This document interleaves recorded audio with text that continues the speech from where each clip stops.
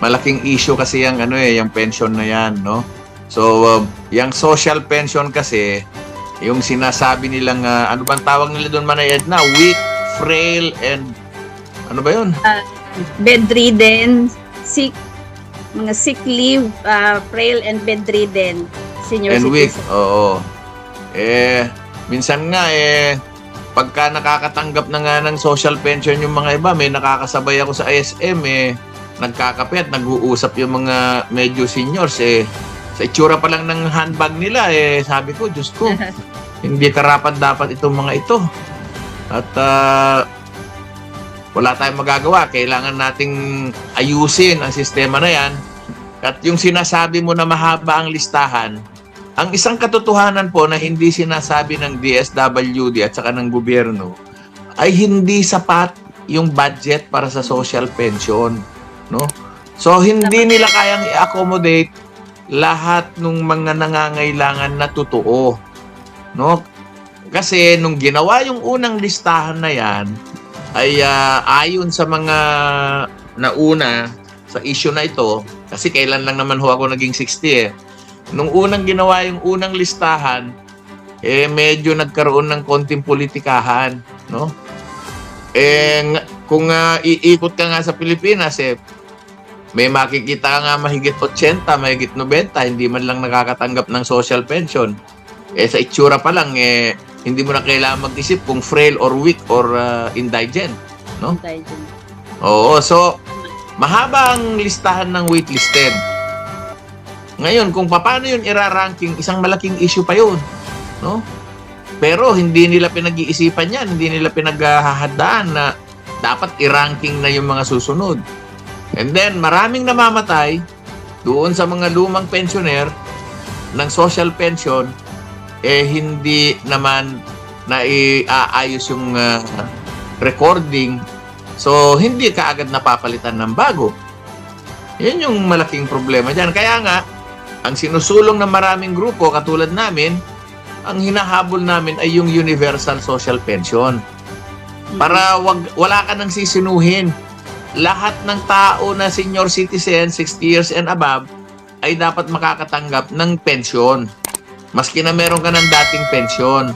Para wala nang sisinuhin. Kasi sa totoo lang, more than 90% ng tumatanggap ng pension, hindi naman sapat yung pension nila. No, ako, maniwala kayo, ako 5,000 lang ang pension ko. Nung umabot ako ng 60, galing ako sa gobyerno, GSIS. Ang masaklap lang kasi, maaga akong umalis. Kaya hindi ako nakinabang dun sa pagtaas ng mga sweldo bago sana ako umalis. So, maraming katulad ko, 5,000 lang ang pension namin. Magkano na ang check-up ngayon, doktora, pag pumunta ka sa ospital, magpapa-check up, magkano na ordinaryong check-up ngayon, halimbawa dyan sa probinsya? 800 Ang yata. usual rate po, dito sa Northern Summer, usual rate is 400. 400. Pero kung Dyan, mga specialista, mas higher pa. mga espesyalista, mga magkano? Parang Umabot po 800. ng ganyan, 500 to 800. Ganyan din sa Bicol. Manay Edna. Opo, parang sa mga espesyalista, ganun. 800. So imaginein mo yun. Kung senior ka, ang sakit mo, may sakit ka sa puso, espesyalista yun.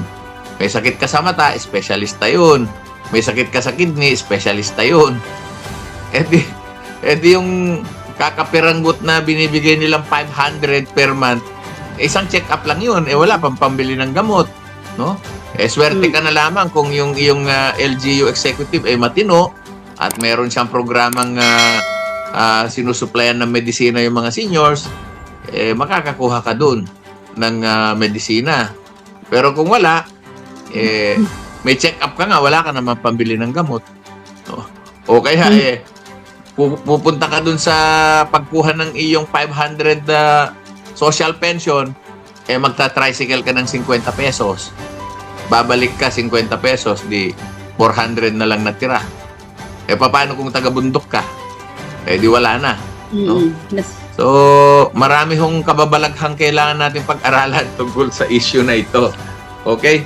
Sige, balik po tayo sa mga programang inyong nailunsad, no? Yung administrative capacity nila, yung financial management, documentation, kumusta naman? May pagbabago ba naman sa inyong mga natulungan?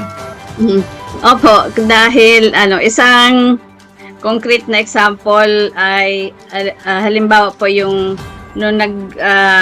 after nung financial management training ay ginagamit na ng mga treasurer yung mga format na shinare natin sa kanila at nung nag-present sila doon sa federation meeting halimbawa ay mas maganda pa yung pagka-present nila kaysa doon sa head ng yung treasurer ng federation. So yun. So yun, kaya ibig sabihin nakatulong talaga tayo.